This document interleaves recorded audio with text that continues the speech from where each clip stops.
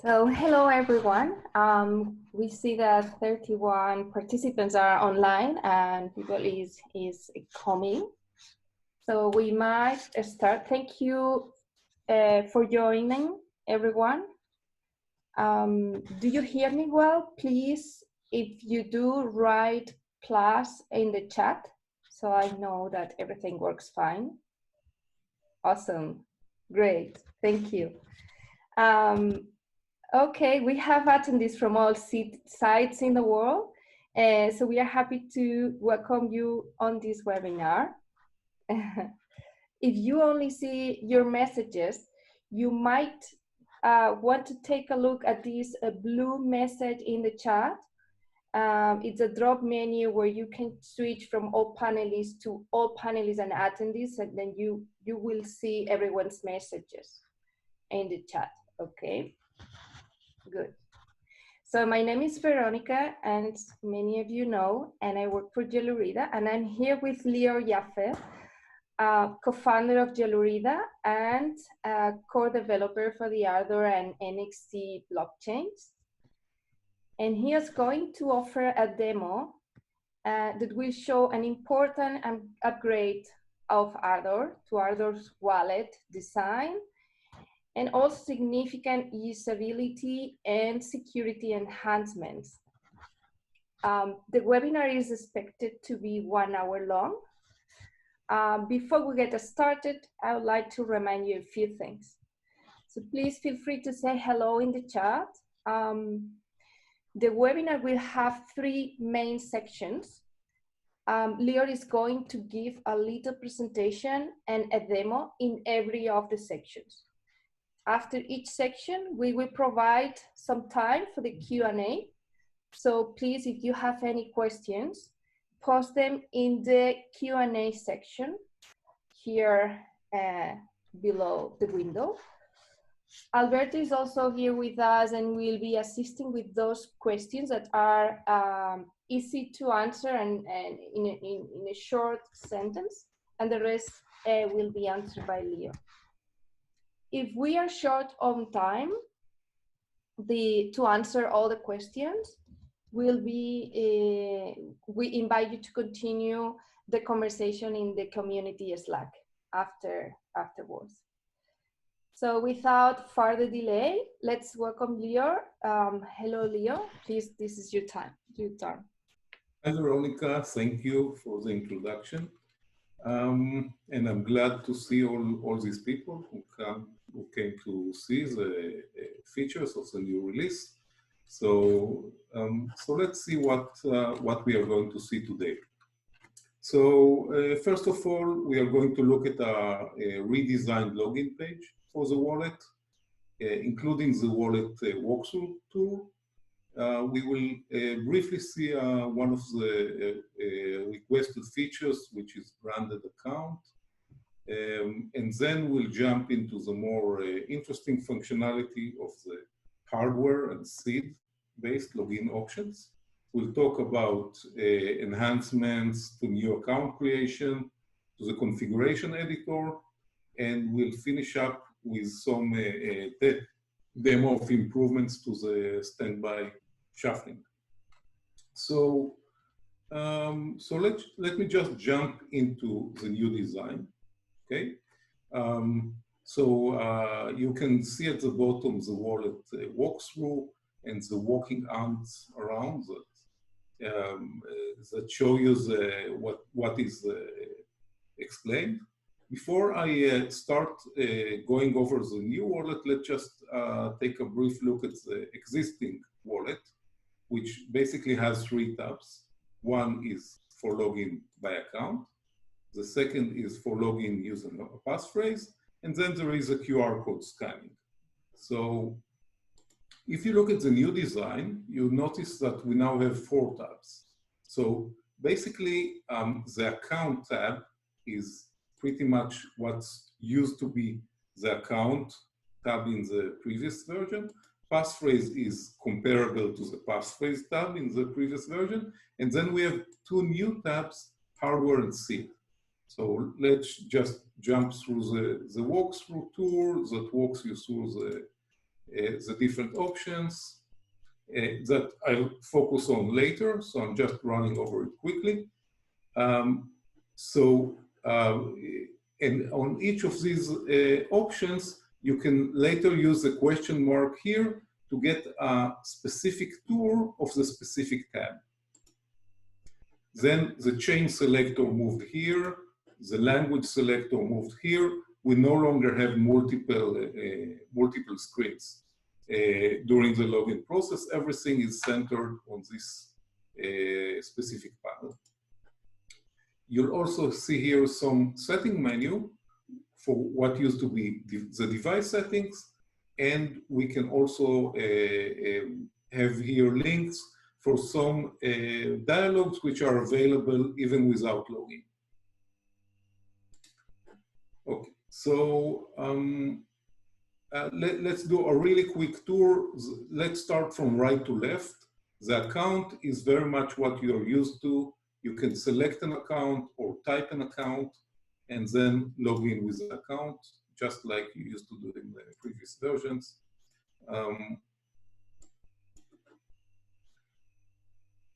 Passphrase is similar to the passphrase tab, except that you can now also use it to enter a private key, and we will see later why it's important.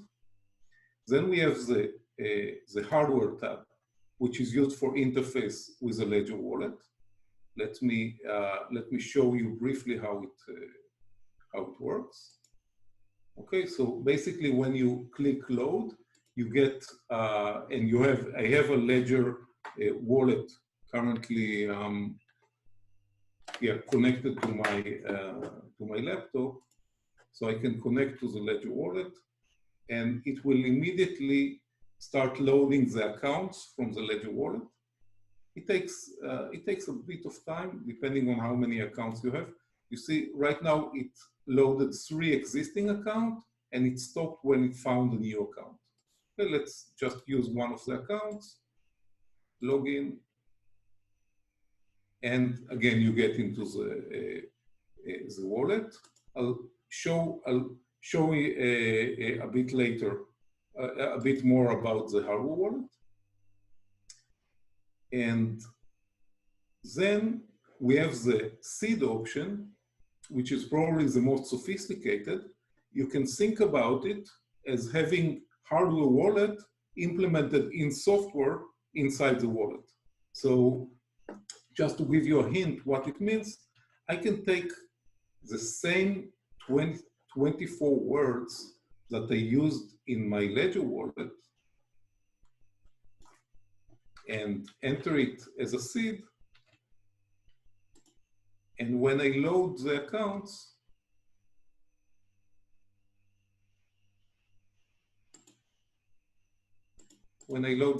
I basically see the same accounts that I can use from the Ledger wallet.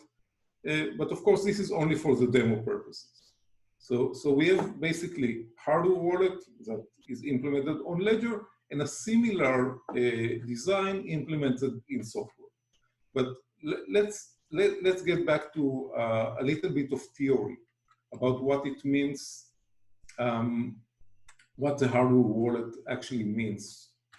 Okay, so what do we get from using the hardware wallet or the seed wallet that we didn't have in the previous version? In the previous version, we had one passphrase mapped to one account. In case you were using the wallet a lot, you probably had dozens of accounts that you needed to keep track of them with a password manager or some other way. Now you can take a single hardware wallet or a single seed and derive all your accounts from the same seed, so you no longer need to remember multiple passphrases. And then there is also cool functionality that allows us to generate more accounts without having the wallet connected or without exposing the seed. And I will talk a little bit about it later, what cool things we can do with it. But before that, a little bit of theory. basically what we are implementing into the wallet is not something new in cryptocurrency. This mechanism exists in Bitcoin for at least since 2014. It's called hierarchical deterministic wallet. And it's using Bitcoin improvement proposals 32, 39, 44. And you must, anyone who's been a lot in crypto must have seen this image. I'm not sure you understood it, but what it really means is that you start from a master seed, from these 24 words or whatever, and from it you can derive a tree of different accounts. That the idea is that you can always go from left to right, but you can never go back from right to left. So if you have each node here basically represent a key pair, private key used to sign transactions, public key used to prove your identity as usual. And even if one of your accounts at a low level is compromised, there is no risk for compromising accounts at the same or higher level. Then another nice property of this design is that you can take and derive these public keys from a higher level public key without exposing your seed. And we'll see how we can use it later. But for now, let's dive a little bit more deep into how we can use this functionality. So going back, let's reload the accounts. Let's go back to the hardware wallet and reload the accounts, and I'll show you how it works with the hardware wallet first, and then we'll do something similar with a seed. So I'm going back to the hardware wallet. Again, I'm loading the accounts from the hardware wallet.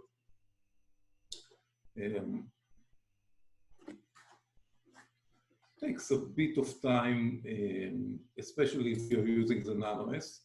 Let's pick one of the accounts and log in with it. So first function that we can use the hardware wallet is to verify that the wallet address, okay, is actually the same address that we have on the device. So here we display to you, this is called the BIP32 pass if you really need it. And you can click verify. As a result, my device, it's hard to show you my device, so I just prepared in the presentation, I just created a page that show you what you see on the device. So normally, if you look at the hardware wallet, inside the Ardor application, you see this application is ready. And when you want to verify your address, you see this on the device. All you need to do is verify that the address you see here is the same as the address as you see on the device. It's a common procedure in hardware wallet implementation. Now let's see how we can send a transaction. Let's say I want to send a transaction to another account. Let's pick an amount. We can also add a message. This message will be encrypted on the hardware wallet. We never expose the private information from the hardware wallet. Okay. Let's start by calculating the fee. In order to calculating the fee, we are now encrypting the message on the hardware wallet, and we calculated the fee. Now let's submit the transaction. And what you would see now on the hardware wallet is something like this. You start from authorized transaction, then you see the transaction type, English ordinary payment, the amount that we entered, the address of the recipient. You all need to confirm that it's actually what you see in the wallet, because theoretically you could now run the wallet on a compromised device and you're still not risking your phones. So and next step is called appendages. Appendages just gives us a hint that there is an encrypted message attached. The device, the hardware device is very limited, so we are limited at how much we can display on it. So we just give you a hint, we show you the fee, and eventually you need to click accept and send. So I'll do all these steps on my hardware device now. And when I click accept and send,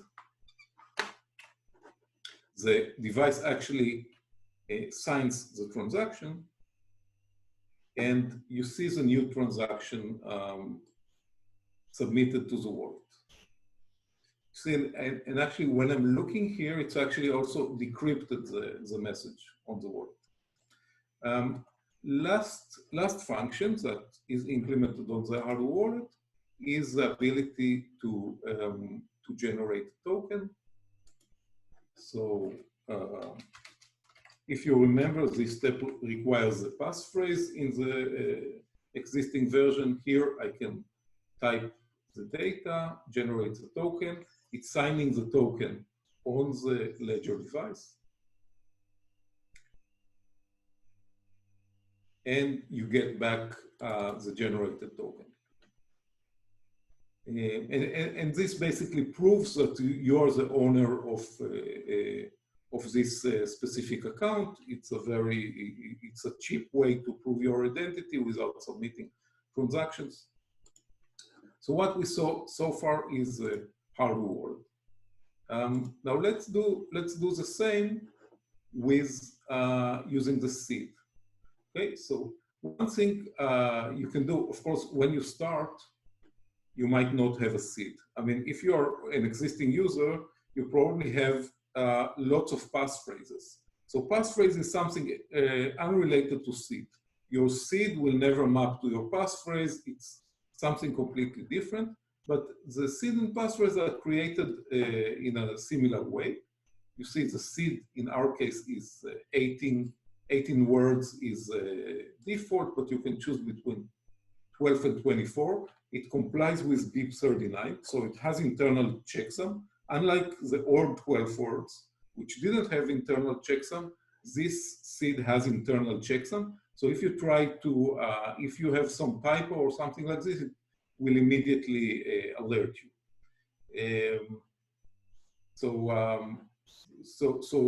What you need to do, you need to, of course, copy. You can create a paper wallet. You can even use the existing Shamir secret sharing. You need to confirm that you remember the seed, and you have it here. If I load an account from the seed,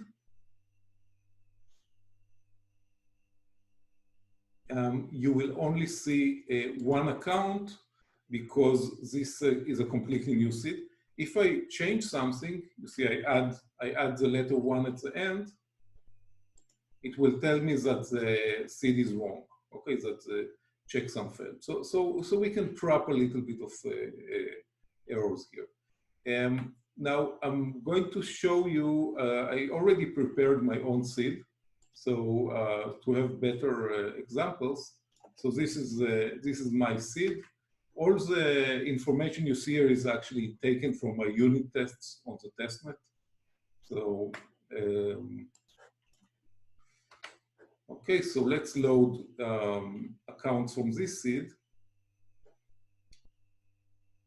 Right. Okay, and you see that I have one existing account and another new account that I can now initialize.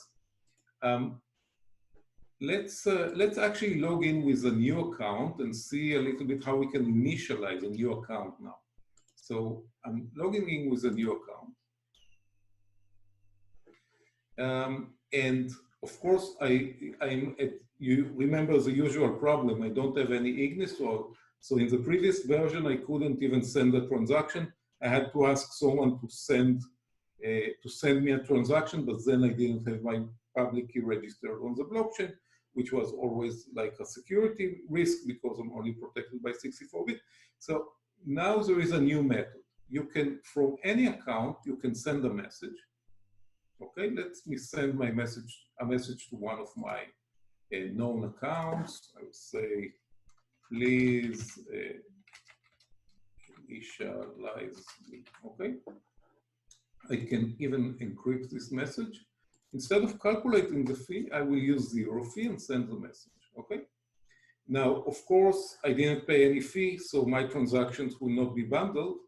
But let's say I have an agreement with this guy, you see, he's a big whale, that he will initialize my account. So, so this account can now go to actions and bundle my account. This is the passphrase. So,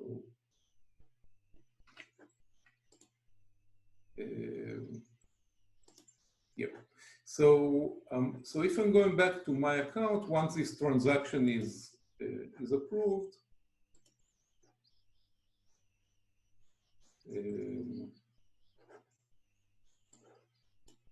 so it is approved. So let's do one more.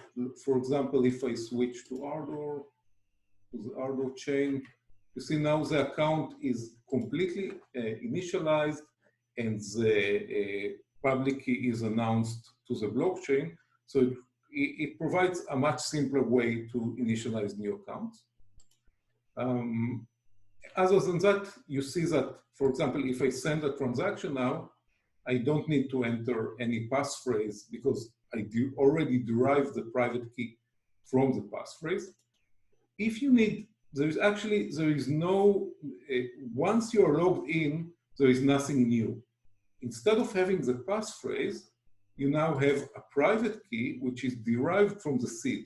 So, so theoretically, you can use this account independently by using this private and public key.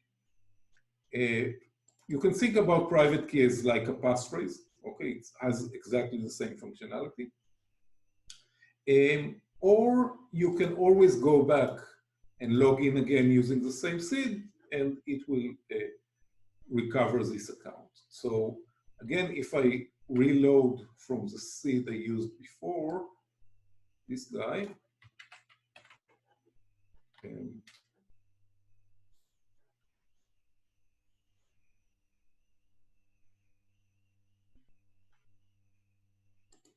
you can see that now I loaded 2 accounts because I have 2 accounts registered on the blockchain and 1 new. We always stop by default at the first new one, but we can also go to the advanced tab and tell the wallet how many keys we want to load, and if we want to stop when we reach a new account or not.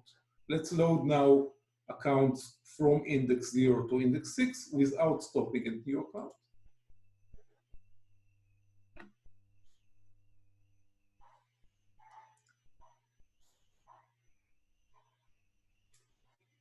So, and you see we now have 6 accounts, 2 of them initialized and 4 of them are new.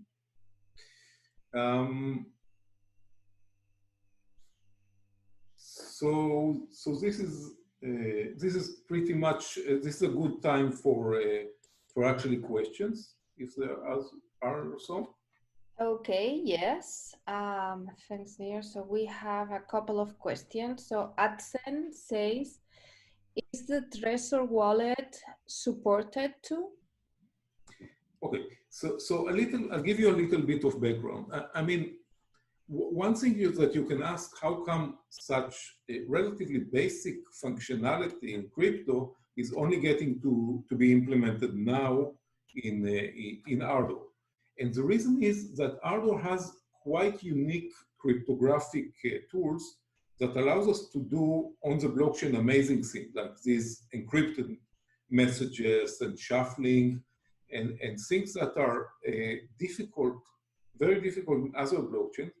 But the problem is that because we are using our own unique elliptic curve and unique signature algorithm, it is relatively difficult for third-party products to support us.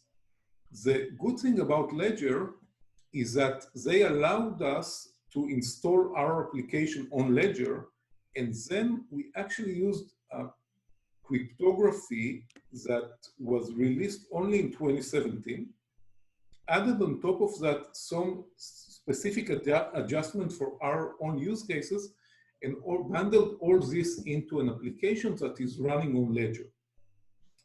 Once we understood how these wonderful things work, we actually realized that we can also implement the same thing in software, and this is how we came up with the seed option. Okay, so Treasure, on the other hand, does not let you just install whatever application you like. Also, Ledger does not let you, but they let you develop your own application. So Treasure has much more a strict policy about what they install on their device. Maybe that will be the next step.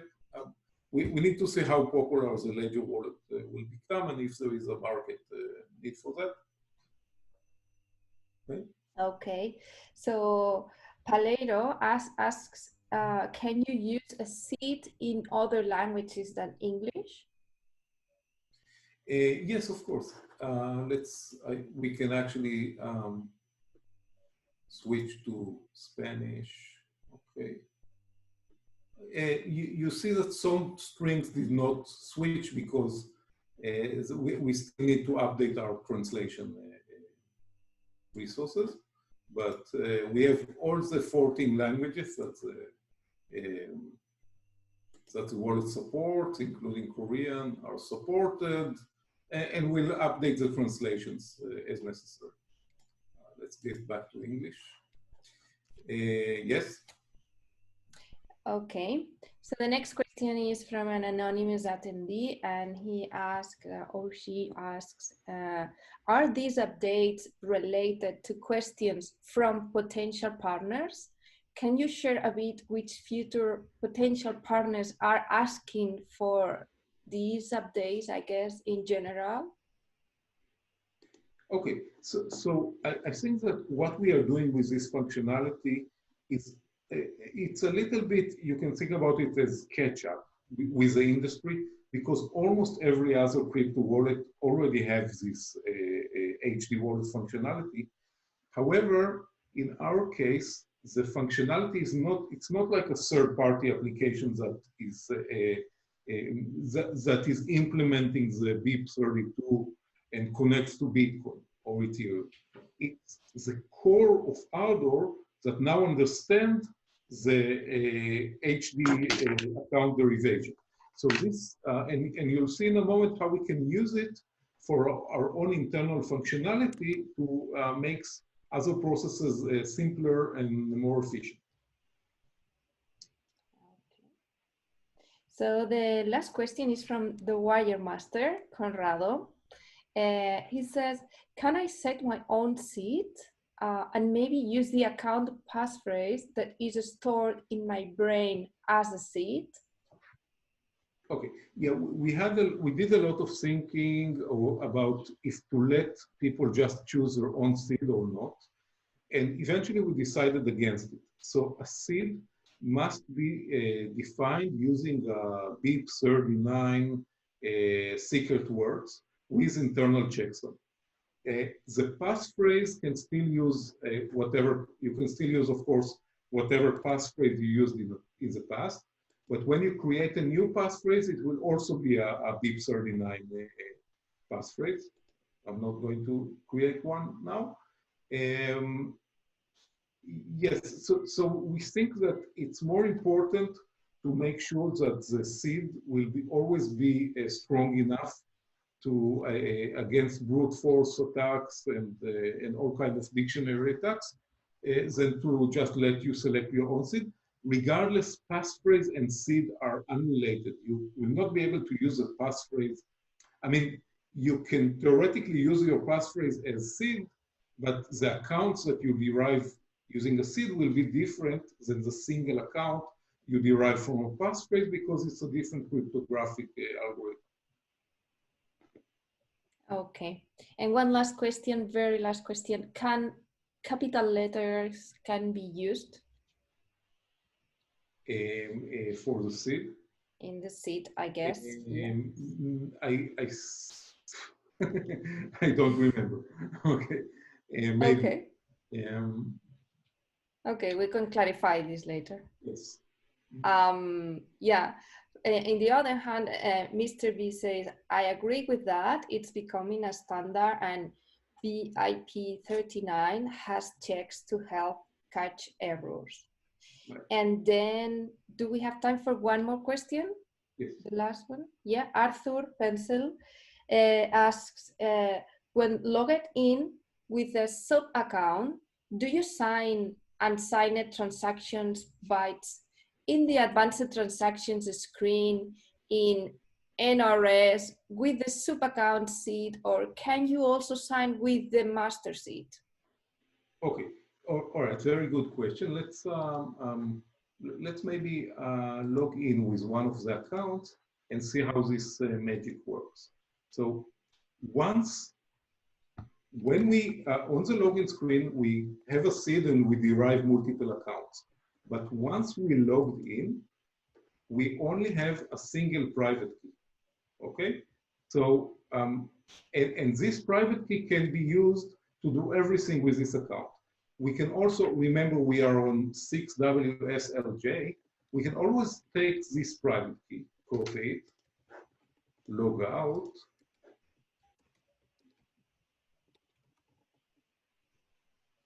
and enter it in as a passphrase, and we log in into the same account.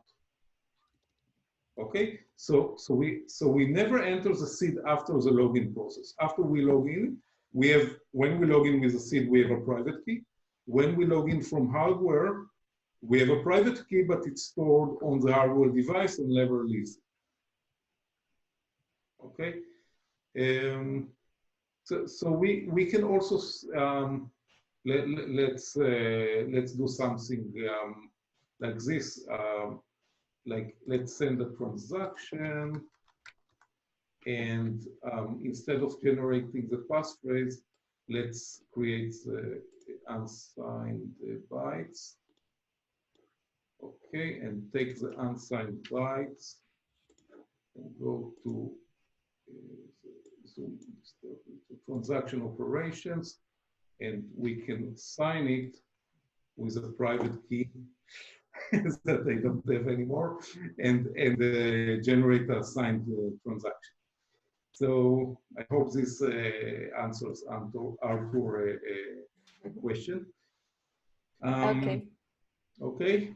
There is one more, but yeah, the wire master asks again, can I still generate an account via API by using a random fast passphrase? Now speaking about a simple account. Everything you could do in the previous version, you could still do.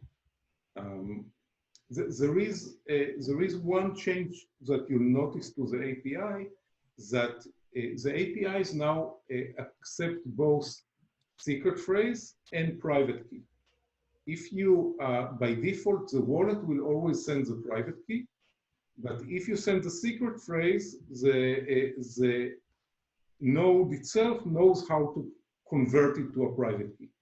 A private key is basically a passphrase which is hashed and with some simple bit manipulation for clamping. So, okay. Yeah, I'm complicating things too much, I guess, for most of the users. So let's move on. Let's see more things. So let's see what else I wanted to show you. So I showed you new account creation. Branded account is really simple. You can put any, let's put my credentials here as a branded account. Preloaded the wallet, that's expected. By the way, wallet loading is much faster in this release. And if I go to account and enter account, you see I have the branded prefix here. And also when you want to submit a transaction, the recipient is also using the branded account. Here, but everything else still says Ardor. This is by design, not a bug. It's a limited functionality for specific use case. Now let me show you something wonderful we have in this release. It's called the node configuration. If you remember, one of the hassles of maintaining a node is going to the command line, finding the NXT properties file, and modifying manually. So what we have in this release is that we have user interface that sits on top of the NXT properties. So for example, one common task we always struggle with is to switch between testnet and mainnet. So now you can go, as long as you know that the property is testnet, you see right now it's set to true. We can view it and see that the default value is false, but the configured value is true. This is a group, this is a description, and this is the type of the property. I can even change it from here, okay? I can uncheck this and it will become false. And when I change, you see it shows this as strike through. And of course, it's telling me, look, I cannot update it now. You have to save this thing and shut down the node. And the restart of the node will be manual. I can also go back here and say, please restore the property to its installation value. That's one option, which was false, okay? Or I can say discard the pending change to the property, and now we are going to be back into our existing value in the NXT property. I have a search box here, so I can search, and the properties are split into groups that I can select. So it's easier to focus on your own node configuration. Okay, one more nice functionality that we have. Remember that our wallet did not work well on small screen factor. For example, if you went to the coin exchange,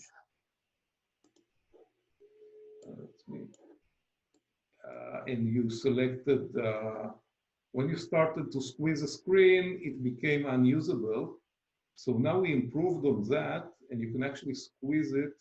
You can even squeeze it up to this side, and when you squeeze it enough, the left pane actually climbs here, so you can actually create other chains from a relatively small 4-factor screen, and we did a lot of work to make the wallet more usable on small factor device. Okay, so I guess now it's a good time for more questions, if you have some. So for now, the Q&A section is empty, Lior, so you can continue. Good. I think everything. There are a few comments here that say that that you just presented, it's great, very nice and cool. Node configuration GUI looks very helpful for users. Good. No further answers. I also think that node configuration is one of the a great usability feature that will save users a lot of problems. Okay, there is one question from Corrado.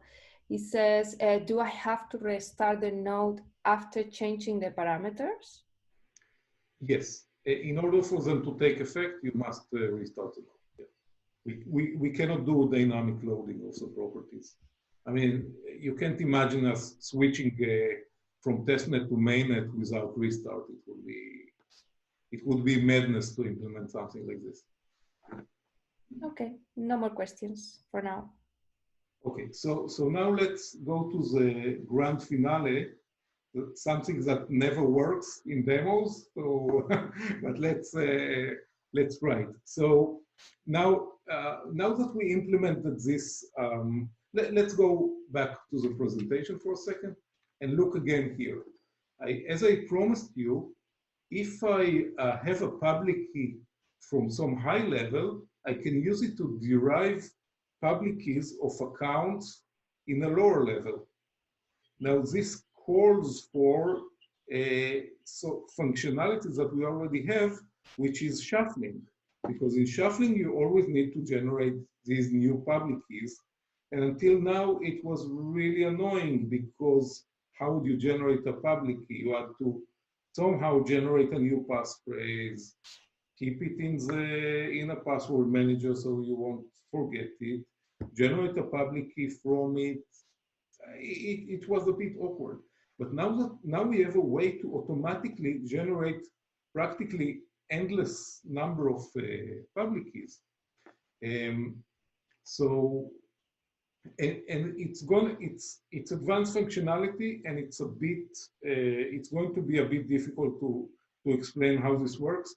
We also didn't iron out all the issues yet, but I will try to show you something that is working now. Okay, so let's go back outside, and let's start again from my seed. Yep. So going back to the seed, and I load from the seed.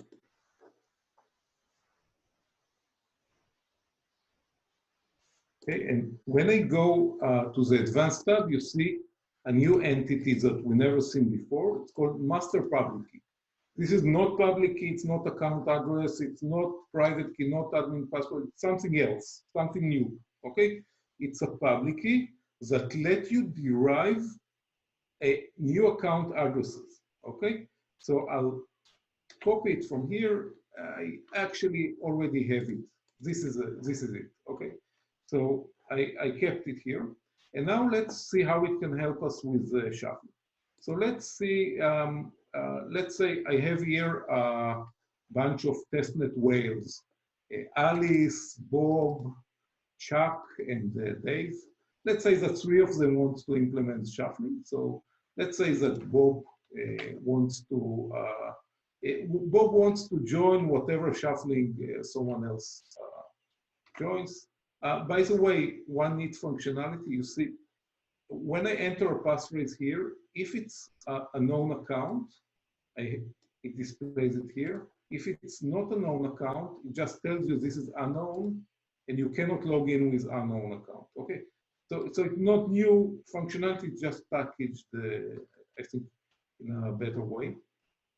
So I log in, and what Mr. Bob is going to do, it's going to start a standby shuffler. Okay? And he says, I'm going to join every Ignis shuffling for whatever amount with at least 3 participants. I'm going to pay 1 Ignis per Ardor, and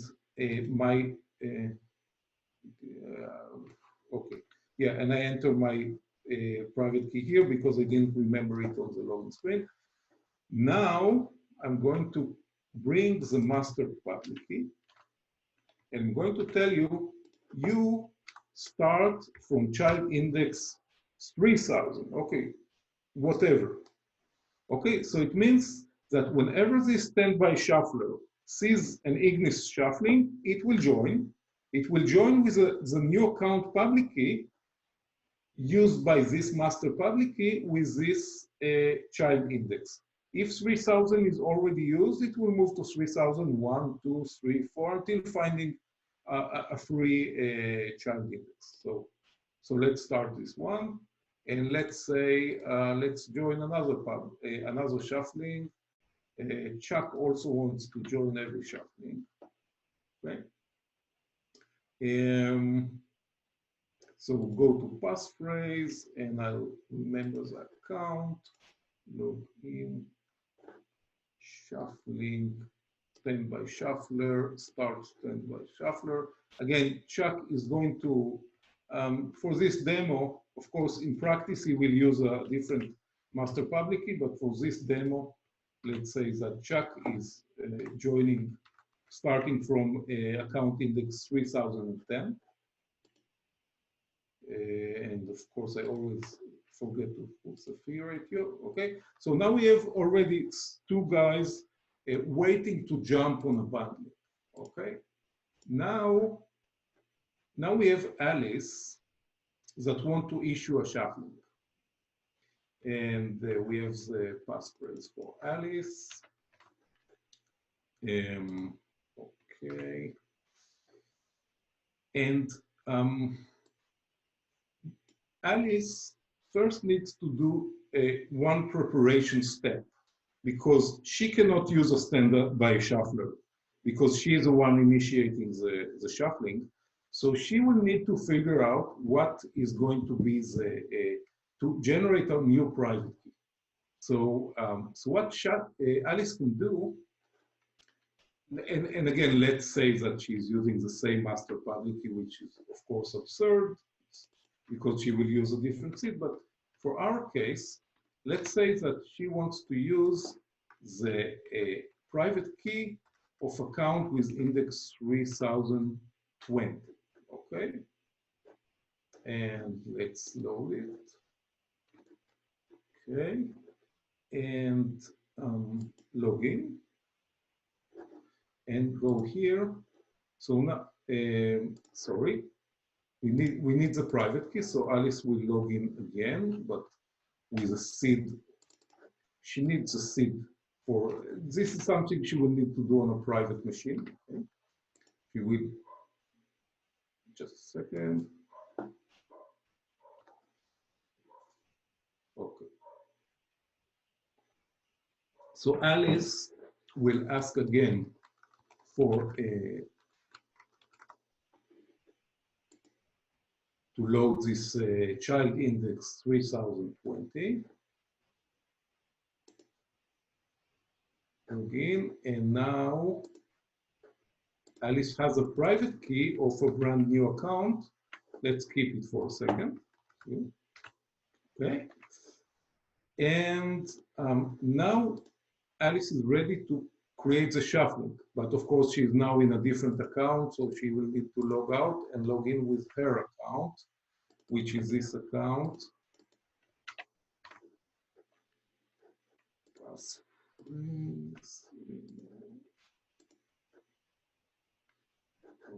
Okay, and we go to shuffling, create shuffling. So she will shuffle, let's say, 11.11 Ignis, 3 participants, and create a shuffling. Now she needs to create a shuffler, and for the shuffler, she would give the private key of the account she just created, fee ratio, let's say, to 1, and the shuffling is launched. Yep. So what you see now, you see, first of all, we immediately have 3 participants because we now have Alice and we have Bob and Chuck that were sitting with the standby shufflers. So shuffling immediately starts processing. Okay, and if we look at the wallet, luckily we have 10 seconds block time, so I hope it's not going to take a lot of time. But we will see that Alice submits the process shuffling, then we'll see Chuck and Bob and Chuck submitting the process shuffling, then everybody verifies, and at the end we will see that the funds are distributed. Is this waiting for a block?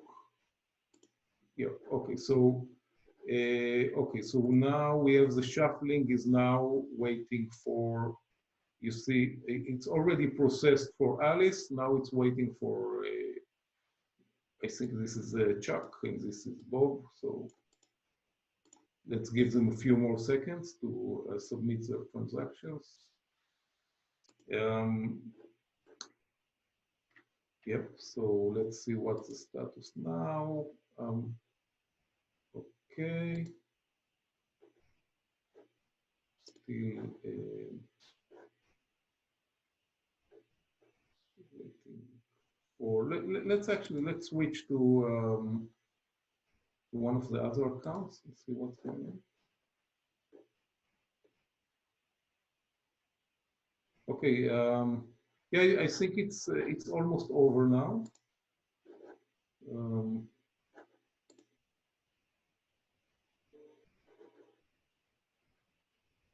this one is, let's give it a few seconds. Yeah, I think that's a good time for questions about the process we are doing now. Well, there are no questions for now, but in the meantime, there is a comment. If people are a bit overwhelmed, but what we are doing now, so shuffling is a privacy feature, okay? That is very, you can think about it like a Monero, or the kind of shuffling that Monero does, but voluntary, not mandatory.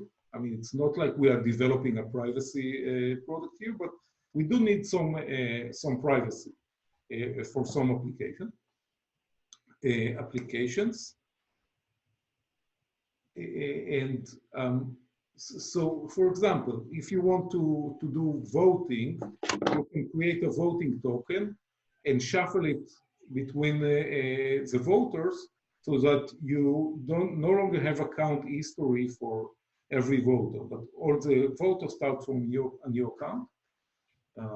Let's see, where are we? I think we are just a couple of blocks away from finishing up this shuffling. Any questions so far on shuffling? Yeah, there is one question. There are a couple of comments as well. Mr. B says, yes, standby shuffle here. I'll need to rewatch again. So thank you, with a smile. So he has a long question. So the question is, the new login and walkthrough are great, thank you. Maybe a little off topic, but any plans for a basic advanced view for NRS? I think Tosh did something similar at one point. Also, maybe a good idea for the node configuration menu too. Basic could just show the most common settings, change with user-friendly titles. Example says testnet instead of nxt.testnet, or open API instead of nxt.api server, blah, blah, blah. Okay, fine. I will answer that, but since the shuffling is done, let's just see the result. Correct? Okay, put it on hold. If it's done, and it's great by itself, now we can switch into any account and see that they now have 11 ignis, but more important, we can now log in again with a seed, because after all, we don't just want to shuffle, we want to use this ignis later. So, so let's log in with the same seed and see that account, let's say 3,000, let's load 3,000 up to 3,010.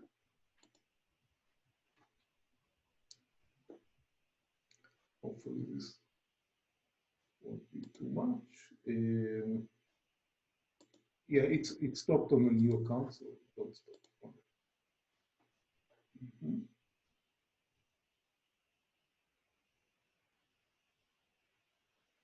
It's loading now 11 accounts. You can actually see it here loading. Okay, so you see that account 3,000 and account 3,010 are initialized.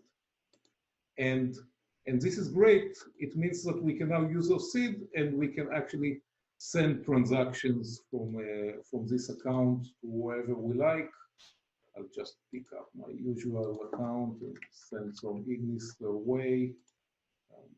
Okay, we started from clean, no transaction history. If we go through enough shuffling, we have pretty good privacy. More questions about shuffling before I move on? Not really. Mr. V also says that a standby shuffling with seeds does seem better than the current shuffling setup.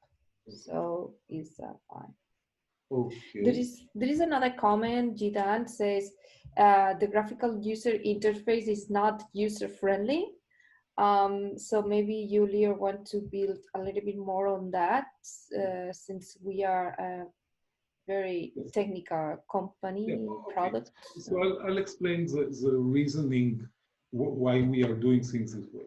We view this wallet interface as a reference implementation. We want to show every possible feature in the platform in this wallet. And this basically dictates that things will be a bit complex because we have so much functionality. Now, I'm not a very, I'm not fond of having a basic and advanced user interface, because then whenever someone runs into a problem, you need to ask, does it happen in the basic interface? Does it happen in the advanced interface? People log in and see the basic interface. They said, oh, okay, Ardor is one of these scam coins that can only send the tokens between addresses.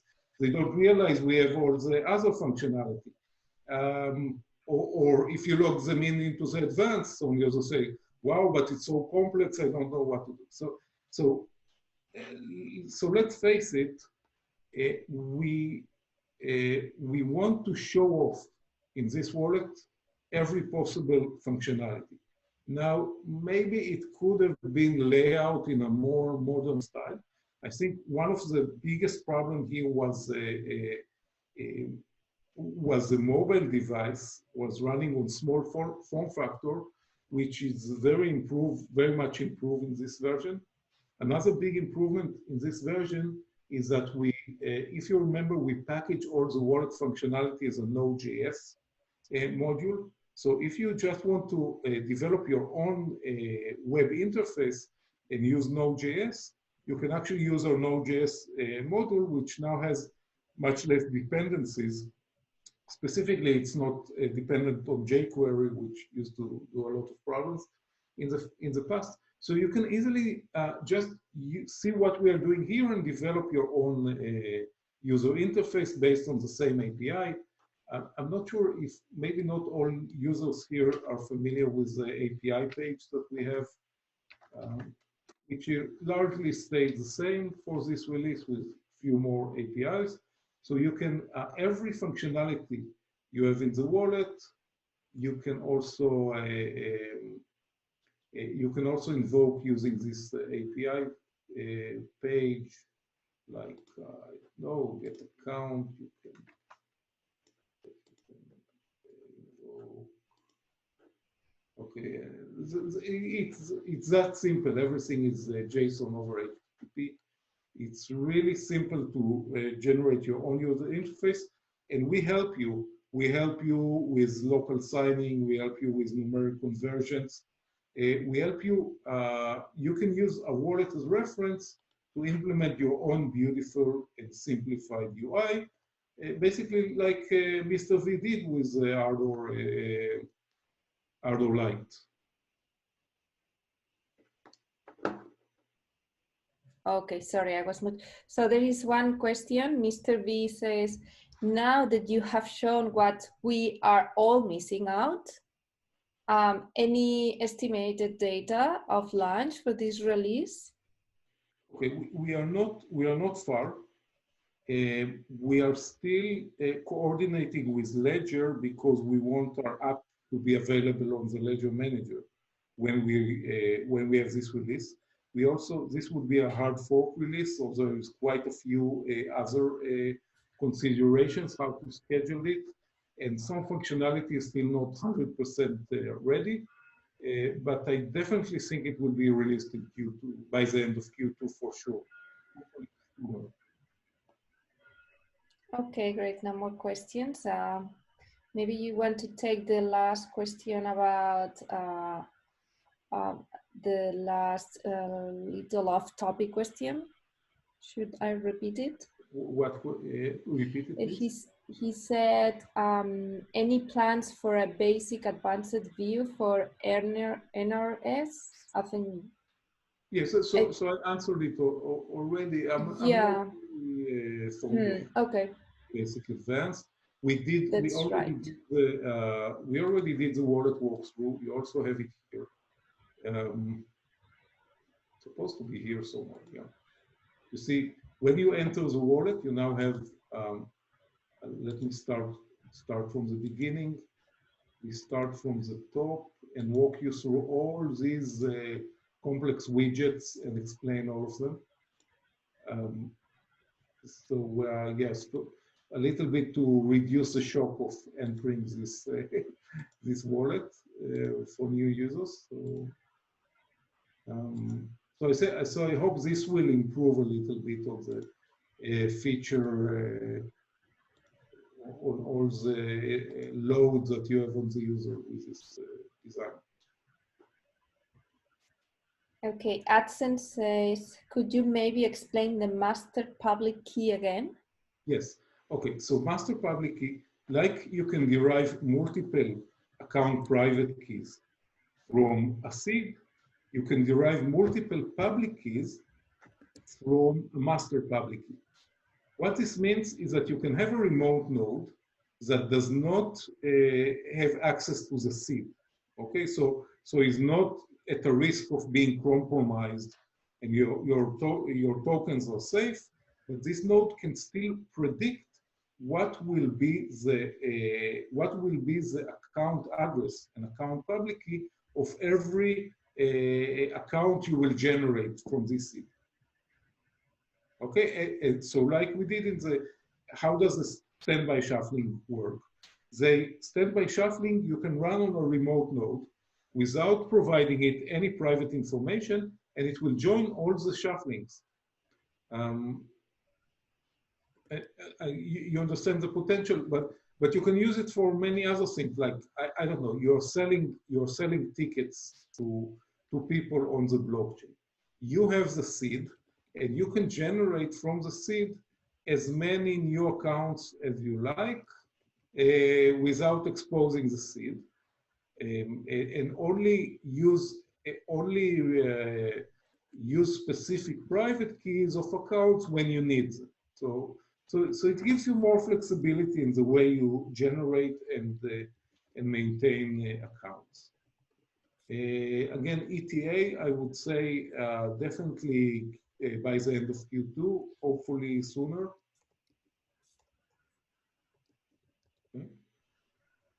Okay.